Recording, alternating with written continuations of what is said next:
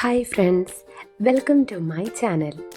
അപ്പോൾ ഇന്നലെ നമ്മൾ എ ബി സി 3 ലെറ്റേഴ്സിൻ്റെ പ്രൊനൗൺസിയേഷൻ പഠിച്ചില്ലായിരുന്നോ? അപ്പോൾ അതുപയോഗിച്ചുള്ള വാക്കുകൾ എങ്ങനെയാണ് ഉച്ചരിക്കുന്നതെന്ന് നമ്മൾ കണ്ടിരുന്നു. ഇന്ന് നമുക്ക് ഡി ഇ എഫ് ഈ 3 ലെറ്റേഴ്സിൻ്റെ പ്രൊനൗൺസിയേഷൻ നോക്കാം.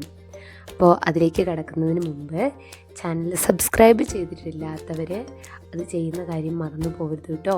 ബെല്ലൈക്കണിൽ ക്ലിക്ക് ചെയ്യുവാണെങ്കിൽ ഇനിയും ഞാൻ അപ്ലോഡ് ചെയ്യുന്നത് ഓരോ ലെറ്റേഴ്സും അതേ ഓർഡറിൽ നമുക്ക് വീഡിയോസൊക്കെ അവൈലബിളായി കാണാൻ സാധിക്കും. അപ്പോൾ നമുക്ക് ഡി എന്ന ലെറ്ററിലേക്ക് കിടക്കാം. ഡി എന്ന ലെറ്ററിൻ്റെ പ്രൊനൗൺസിയേഷൻ എങ്ങനെയാണ്? ഡ എന്നാണ്. അപ്പോൾ ഞാൻ ഈ പറയുന്ന കറക്റ്റ് ഫോണാറ്റിക്സ് അല്ല, നമുക്ക് ഏറ്റവും എളുപ്പത്തിൽ ഇത് ഓർത്ത് വയ്ക്കാൻ വേണ്ടിയുള്ള പ്രൊനൗൺസിയേഷനുകളാണ് പറയുന്നത്. അപ്പോൾ ഡിയുടെ പ്രൊനൗൺസിയേഷൻ ഡ. നമുക്ക് ഡി ഉപയോഗിച്ചുള്ള ലെറ്റേഴ്സ് നോക്കിയാലോ. എന്താണ് ഫസ്റ്റ് ലെറ്റർ? DOG, ഡോഗ് എന്നാണ് ഡോഗ്. അടുത്ത ലെറ്റർ നോക്കാം. DRY, dry. DUST, dust. DIG, dig. ഇതൊക്കെ ഡ കണ്ടോ? Dog, dry, dust, dig. ഈ ലെറ്റേഴ്സ് എല്ലാം ഈ വേർഡ്സ് എല്ലാം സ്റ്റാർട്ട് ചെയ്യുന്നത് ഡിയിലാണ്. ഡ എന്നാണ് അതിൻ്റെ പ്രൊനൗൺസിയേഷൻ. അപ്പോൾ ഡിയുടെ പ്രൊനൗൺസിയേഷൻ എന്താണെന്ന് മനസ്സിലായില്ലേ? ഡി എയിൽ തുടങ്ങുന്നത് നോക്കിയാലോ. ഡി കഴിഞ്ഞാൽ എ വന്നു, ഡിൻ്റെ കൂടെ എ. നമ്മൾ എയുടെ പ്രൊനൗൺസിയേഷൻ പഠിച്ചിരുന്നല്ലോ, ആ. അപ്പം ഡിയുടെ അടുത്ത് എ വരുന്ന ഒരു ലെറ്റർ നോക്കാം. DANCE, dance. എന്താണിത്? ഡാൻസ്. അപ്പോൾ ഡ എന്നായില്ലേ? ഡാൻസ്. അടുത്ത വേർഡ് DAB, ഡാബ്. ഡാബ്. പിന്നെ അടുത്ത് എന്താ? ഡാഡ്. DAD, dad. നമ്മുടെ ഫാദറിനെ നമുക്ക് ഡാഡ്, ഡാഡി എന്നൊക്കെ വിളിക്കില്ലേ? അപ്പോൾ ഡാഡ്. Dab, dance. ഡി കഴിഞ്ഞ് ആ എന്നുള്ള പ്രൊനൗൺസിയേഷനുള്ള എ വന്നപ്പോൾ ഡ എന്നായി. Dog, dry, dust, dig, dance, dab, dad. Okay. അടുത്ത ലെറ്റർ ഏതാ? ഇ. ഇംഗ്ലീഷിലുള്ള അടുത്ത ലെറ്ററാണ് ഇ. ഇയുടെ പ്രൊനൗൺസിയേഷനും നമ്മൾ ഓർത്ത് വെക്കേണ്ട ഒരു പ്രൊനൗൺസിയേഷനാണ് എ. എ എന്താണ്? എ. ഈ പ്രൊനൗൺസ് ചെയ്യുന്നത് പല സ്ഥലങ്ങളിലും എ എന്നാണ്. ഫസ്റ്റ് ലെറ്റർ വേർഡ് നോക്കാം. EGG. എന്താ ഇത് വായിക്കുന്നത്? എഗ്. എഗ്. എന്താണ്? എഗ്. അടുത്തൊരു വേർഡ് എക്സാം. EXAM, exam. അടുത്ത word ENTER, enter. Enter. EDIT, edit. കണ്ടോ? കുറച്ച് വേർഡ്സ് കണ്ടോ? ഈ പ്രൊനൗൺസ് ചെയ്യുന്നത് എ.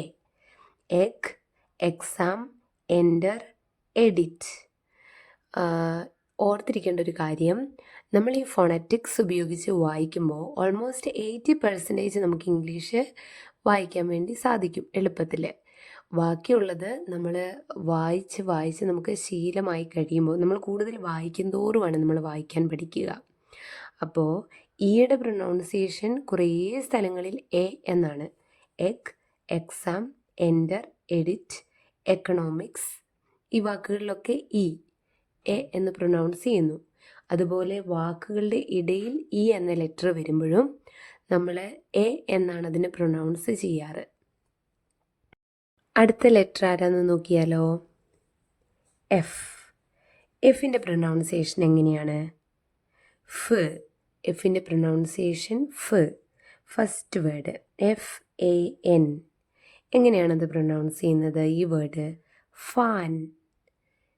Fan, fan. അപ്പോൾ ഫ് കണ്ടോ? ഫ് എന്നാണ് എഫ് നമ്മൾ പ്രൊനൗൺസ് ചെയ്യാറ്.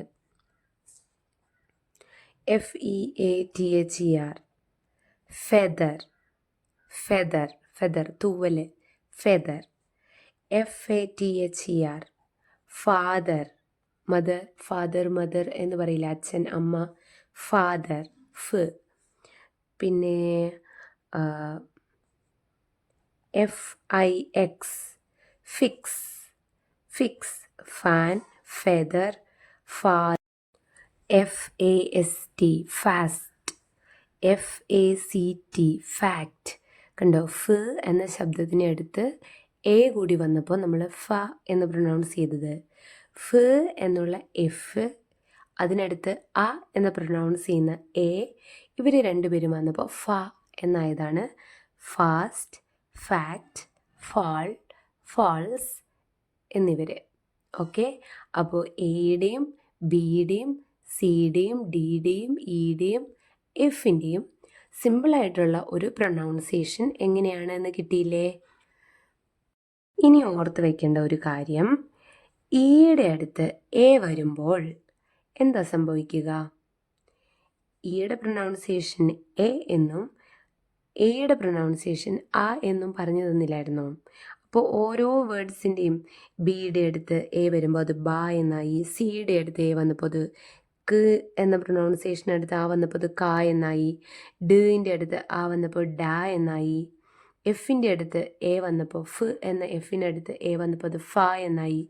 അങ്ങനെയാണെങ്കിൽ ഈയുടെ അടുത്ത് എ വരുമ്പോൾ എന്താ ആകുന്നത്? ഈ എന്നാണ് ആകുന്നത്. ഈ. ഫസ്റ്റ് ഒരു എക്സാമ്പിൾ നോക്കാം. EAGLE എന്താണത്? ഈഗിൾ. ഈ എന്നാണ്. ഇയും എയും ഒരുമിച്ച് വരുമ്പോൾ വെറും ഈ അല്ല, ഈ എന്ന് നമ്മൾ പ്രൊനൗൺസ് ചെയ്യുന്നു. ഈഗർ, ഈച്ച്, ഇവിടെയൊക്കെ കണ്ടോ ഈ എന്ന് പ്രൊനൗൺസ് ചെയ്തത്. Eagle, eager, each.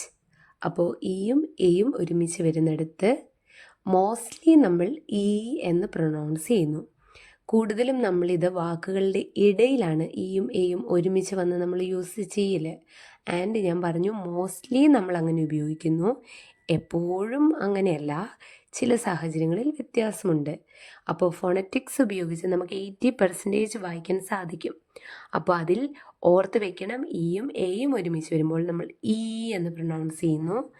എഫിൻ്റെ പ്രൊനൗൺസിയേഷൻ ഫ്, ഇയുടെ പ്രൊനൗൺസിയേഷൻ എ, ഡിയുടെ പ്രൊനൗൺസിയേഷൻ ഡ്.